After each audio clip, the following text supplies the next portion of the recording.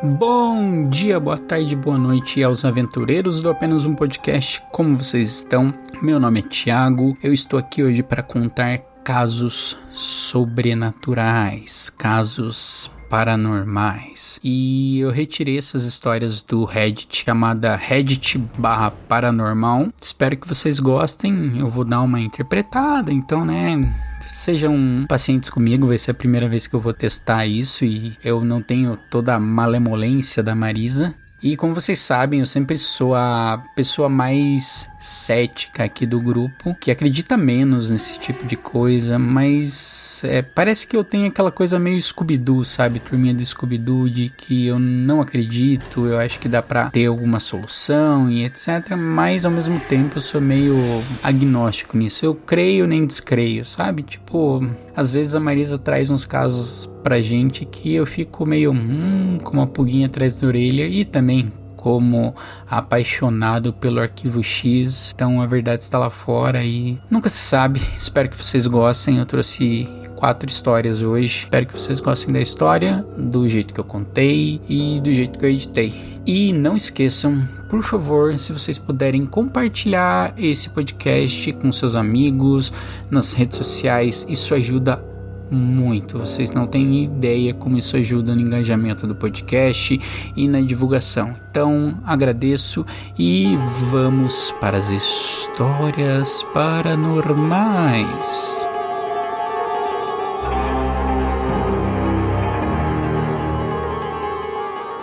Vamos para um caso que está categorizado como paralisia do sono, caso de 10 meses atrás. Eu tive que dizer ao meu marido que ele morreu. Em outubro de 2017, eu perdi meu marido enquanto estava grávida de 7 semanas. No dia em que ele morreu, eu saí para trabalhar, estava com pressa, trocamos algumas mensagens e depois ele me informou sobre uma entrevista de emprego por telefone que ele teria naquela mesma tarde. Também me informou uma dor na perna que ele estava sentindo. Depois fizemos algumas ligações rápidas para eu saber se ele estava indo pegar os remédios na farmácia daquela dor na perna. Tentei fazer várias ligações, mas ele não atendia. Eu queria ter certeza se ele tinha chegado em casa em segurança, mas eu não tive resposta, o que não era normal para ele. Tentei ligar para ele por horas, até que finalmente uma mulher atendeu o telefone, dizendo que era da delegacia e me pediu para voltar para casa. Na época, eu trabalhava em uma prisão e, com medo de que ele se tivesse se metido em algum tipo de problema, deixei o meu posto e fui para o carro. Fui o mais rápido possível, em cerca de 30 minutos eu já estava de volta na cidade, próximo da minha casa. Ao virar da garagem do nosso prédio, eu vi uma van branca, grande, com inscrição de IML. Ao me aproximar da nossa casa, fui recebida pela mesma mulher que me atendeu ao telefone. Bloquearam minha visão da casa e me informaram que meu marido havia sofrido um ataque cardíaco. Mais tarde foi confirmado como embolia pulmonar, explicando a dor na perna que ele havia mencionado de manhã. Aparentemente, meu marido conseguiu voltar para casa, entrar e trancar a porta de segurança antes de desmaiar devido ao ataque cardíaco. Ele chegou a gritar por ajuda. Nossos vizinhos e seu filho ouviram, correram para ajudar, mas não conseguiram entrar na casa porque todas as portas e janelas estavam trancadas. O filho, mais tarde, se desculpou por não ter quebrado uma janela e disse que, devido ao choque e ao pânico, ele perdeu todo o senso de razão, não sabia muito como agir naquela hora. Ele conseguiu falar pela porta com meu marido enquanto ligavam para o 911. Mas, infelizmente, ele parou de responder alguns momentos antes de chegada do socorro e foi declarado morto na hora da chegada dos socorristas. Uma semana ou mais depois do velório dele, a esposa do melhor amigo dele me ofereceu uma limpeza, uma leitura de cartas feita pela mãe dela. Embora eu estivesse cética no momento, estava desesperada por qualquer tipo de comunicação com ele, por um fechamento. Ela mencionou muitas coisas interessantes na leitura, mas o mais importante para mim, atualmente em fase pós-mortem, que é em que a alma revive toda a sua vida. Ela comparou isso quando as pessoas dizem que veem a sua vida passar durante seus olhos. Ela disse que era um lugar em que toda alma visitava após a morte, como uma forma de refletir sobre a vida e as pessoas que elas foram. Ela me disse que a morte dele foi tão repentina que ele ainda não havia percebido que ele havia morrido e que precisaria ajudá-lo a fazer essa passagem. Ele disse que eu era uma pessoa que ajudaria e me instruiu a acender velas brancas e um jarro de água para guiá-lo para a paz. Alguns meses depois, mudei para a casa dos meus pais. Estava deitado num sofá e comecei a me sentir muito pesada, como se tivesse recebido uma anestesia. Estava meio grogue. Era definitivamente algum tipo de paralisia do sono que eu estava sentindo quando finalmente eu consegui abrir o olho. Ainda estava deitado no sofá da sala de estar dos meus pais, exceto que o meu marido estava sentado em uma cadeira bem na minha frente. Tão claro e tão real quanto ele era antes de morrer. Antes que eu pudesse falar, ele começou a me dizer que estava nervoso para a entrevista de emprego por telefone. Ele me disse que estava animado e esperançoso para conseguir o emprego e queria ajuda para preparar ele. Olhei para ele com lágrimas e dor. Ele começou a me perguntar repetidamente o que estava errado. Meu amor, me desculpe. Você lembra da dor que teve na sua perna? Você tinha um coágulo sanguíneo. Um deles foi para o seu coração. Você não vai conseguir essa entrevista, meu amor. Você morreu. Nunca vou esquecer a expressão do seu rosto. Foi um longo período de confusão. Se transformou em incompreensão. Me desculpei novamente. Disse que amava e implorei para que ele respondesse, mas ele ficou sentado ali, com aquela expressão estranha no rosto. Acordei imediatamente. A cadeira da mesa da cozinha dos meus pais agora estava bem na minha frente, porém vazia. Nunca mais sonhei com ele depois disso. Rezo para que seja porque ele deu um fechamento de que ele precisava para fazer a passagem. Temos um filho de 5 anos agora, que tem sonhos muito específico sobre seu pai. Ele acorda falando sobre coisas que ele não poderia saber a menos que viesse diretamente do seu pai. Perder meu marido foi a primeira experiência real com a morte, mas me trouxe paz de ter minha própria confirmação de que há algo depois da vida. Eu não sei quais são a opinião de vocês sobre vida após a morte, se vocês acreditam, se vocês não acreditam. Deixa ali na caixinha de comentários. Cara, esse foi bem impactante, eu fiquei bem tocado com essa história, mas vamos para mais um caso. Fui voluntário após o furacão Katrina em Nova Orleans e há algo lá que ainda me assusta até hoje. Ok, aqui vai. Tenho formação médica e uma certificação que raramente eu uso, embora continue a renovando. De qualquer forma, me voluntariei quase imediatamente pensando que ajudaria aqueles que sobreviveram ao Katrina. E não foi o caso.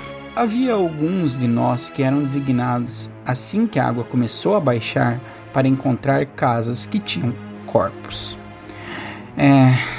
Se você já teve que fazer a recuperação de um corpo que ficou exposto ao calor e à água por dias, às vezes semanas, você sabe como cheira. Cheira um pouco como qualquer outra carcaça morta, mas pior. Não consigo explicar, talvez de alguma forma com um cheiro mais doce, mas eu não sei. De qualquer forma, a chave para não vomitar quando você os cheira é o Vic Vaporub, embaixo e ao redor do fundo do seu nariz. Não impede todo o cheiro, mas o suficiente até que você possa pelo menos tolerar o cheiro sem vomitar. Tínhamos que ir a uma casa e entrar com botas de borracha e procurar corpos. Muitos deles foram levados para o mar, mas alguns ainda estavam nas casas que viviam antes do furacão. Se encontrássemos um corpo, pintávamos um grande X na parte externa da casa. Esse outro cara e eu estávamos fazendo isso há um tempo e éramos designados um para o outro quase todos os dias. Nos dávamos bem e ele não vomitava nos que já tinham sido encontrados. Até que um dia chegamos a uma cabana velha. Digo cabana porque era bem degradada em um bairro que já foi muito ruim. Imediatamente senti um arrepio na espinha. Sabia que algo estava errado. Não como encontrar um corpo, mas um arrepio. Não sabia explicar. Nova Orleans tem certas áreas que simplesmente emitem vibrações. Pelo que eu entendi, há muitas práticas de voodoo em certas áreas. De qualquer forma, contra tudo que o meu corpo estava gritando e gritava para mim não entrarmos nessa casa, a primeira coisa que senti foi o cheiro de um corpo. A segunda foi algo quase terroso e mofo. Olhei para o meu parceiro, vou chamá-lo de Jay, ok? Ele estava branco com um lençol. Percebi que ele estava tendo a mesma sensação que eu estava tendo. Era óbvio pelos ossos estranhos pendurados no teto. Apostaria dinheiro que eram gatos. Algo estranho tinha acontecido na casa, bem como nas esculturas estranhas de madeiras nuas na parede. Entramos no que era uma cozinha e lá, acorrentada a uma viga, estava uma velha, ou o que restou dela. Ela havia se acorrentado pelos pulsos a vigas. Suas entranhas estavam caídas no chão. As coisas mais assustadoras era o seu rosto. Ainda parecia que ela estava viva e nos encarou com um sorriso malicioso, mostrando apenas dentes parciais. Eram quase toscos. Minha pele começou a se arrepiar enquanto a pena de galinha se espalhava pelo meu corpo e pelo meu pescoço, que se eriçava. De repente ouvi um barulho, de uma gargalhada mais sobrenatural que já ouvi na minha vida, e o meu instinto de lutar ou fugir entrou em ação. Jay e eu saímos de lá correndo. Pintamos o X rapidamente e literalmente corremos para a próxima casa. Agora, não sei se aquela velha praticava voodoo ou quer que seja, mas aquilo me deu susto danado, ainda me dá pesadelos. As pessoas por quem sinto pena são as que tiveram que tirar aquela louca de lá. Jay e eu discutimos isso naquela noite depois que voltamos para os hotéis ao norte de lá. Ele também tinha ouvido a gargalhada, mas ambos dissemos que deveria ser o vento ou algo assim. E aí, galera, o que vocês acharam desse caso? Claro, tem uma questão forte de preconceito religioso aqui, mas é realmente assustador, né? Você ter que lidar com isso. Nossa, eu penso que já deve ser difícil você lidar com pessoas vivas que perderam suas casas, perderam tudo e etc. Mas, nossa, você ter que fazer esse trabalho que é super importante de remover os corpos e tal. Nossa, deve ser bem pesado e deve ser difícil e arrepiante. Então, vamos para mais uma história. Essa daqui foi postada às 19 horas, então fresquinha. Criatura parecida com um cachorro perto da minha casa. Oi pessoal, recentemente tive uma experiência estranha, estou tentando determinar se foi paranormal ou apenas algo bizarro.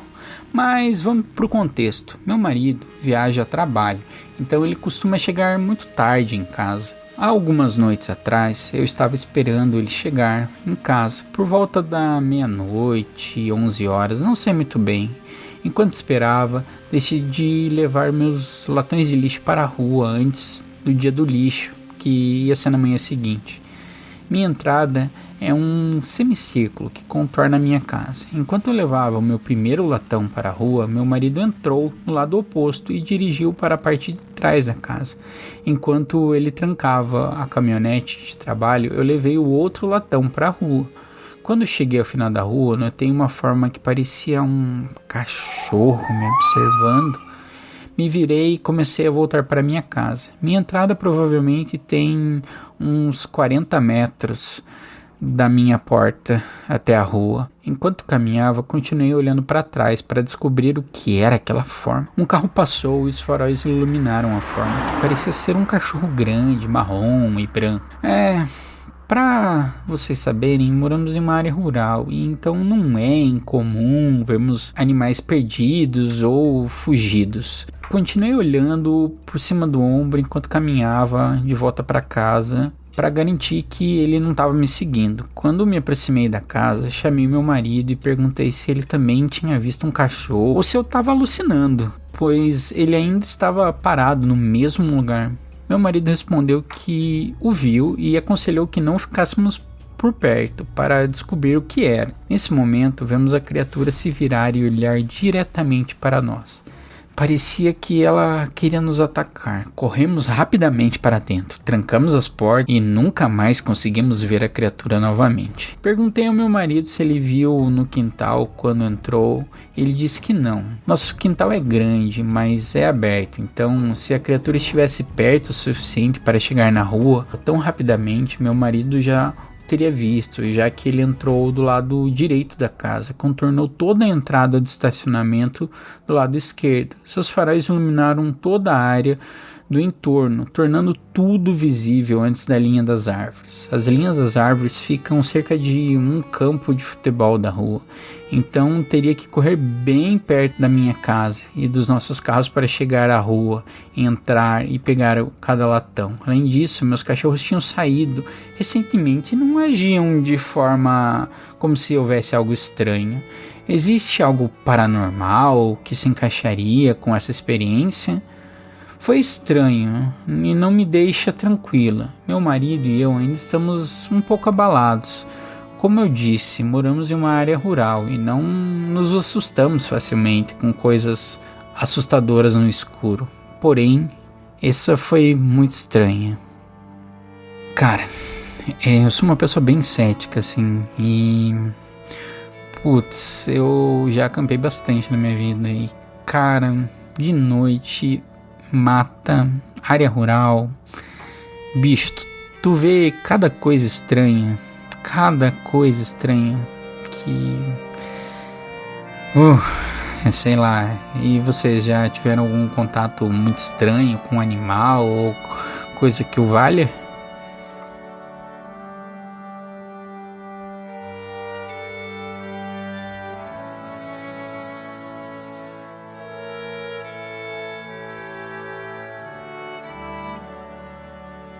Vamos para a próxima história, que foi postada há 23 horas. Outra história fresquinha e vamos para ela. Vi um fantasma e ele me viu quando eu era criança. Não sei porquê, mas lembrei aleatoriamente. Fiz uma busca no Google e não achei nada, então me deparei com esse Reddit. De qualquer forma, vi um fantasma anos atrás, quando eu tinha uns 8 anos. Quando eu era mais novo, eu experimentei fenômenos paranormais com mais frequência do que agora. Eu até orei a Deus para tirar esse dom, porque eu me assustava um pouco. Era um dia de ação de graça e eu estava voltando do banheiro e olhei para a esquerda, para um quarto que estava sendo usado basicamente como depósito. Foi a primeira vez que encontrei um fantasma / espírito de uma forma perfeita, até o último detalhe. Um cara velho, usando um óculos grosso, camisa xadrez e macacão jeans. O estranho foi que nós dois congelamos quando nos vimos, quase como se fosse um fantasma para ele e vice-versa. Imediatamente contei para minha família, depois que o fantasma fugiu e desapareceu enquanto eu fazia. Literalmente virou e correu para o nada. Tinha a mesma cor que imaginara quando alguém dissesse o Gasparzinho ou Fantasminha camarada, mas o detalhe era tão vívido que dava para ver botões, o cabelo, tudo perfeitamente. Outras vezes eu geralmente apenas sinto a presença ou vejo uma espécie de névoa branca. Em outras experiências, sem nenhum detalhe visual. Eu acredito em Deus e na vida após a morte, mas eu estava me perguntando se alguém acha que fantasmas são apenas uma falha na linha do tempo, onde talvez me vissem como um fantasma ou eu o visse.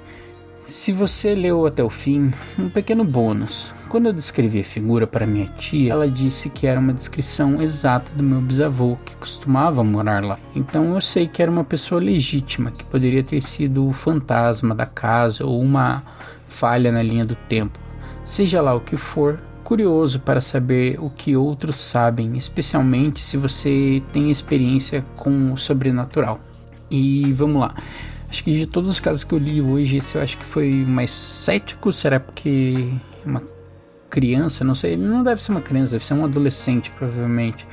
Mas, pô, será que, sei lá, o quadro do bisavô não tá pregado em algum lugar e talvez ele tenha visto e não sei. E vocês já chegaram a ter experiências sobrenaturais? Eu espero que vocês tenham gostado desse podcast. Acho que por hoje é só. E deixem na caixinha de comentários o que vocês gostaram, o que vocês acharam das histórias, quais vocês tiveram mais medos. E não esqueçam, se vocês quiserem contar uma história sobrenatural de vocês, só mandar e-mail para contato@apenas-um-podcast@gmail.com. Só repetindo, contato@apenas-um-podcast@gmail.com.